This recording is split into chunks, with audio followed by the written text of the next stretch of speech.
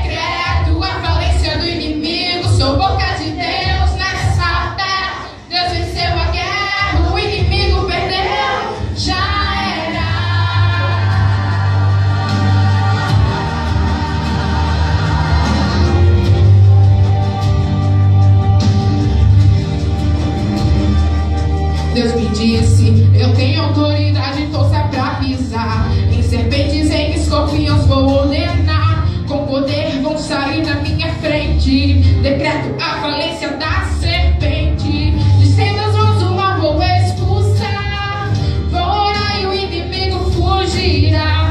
Através de mim eu sei sim que vidas serão libertas e algemas vão cair. No poder dessa unção vai haver libertação. Agora, em nome de Jesus, agora.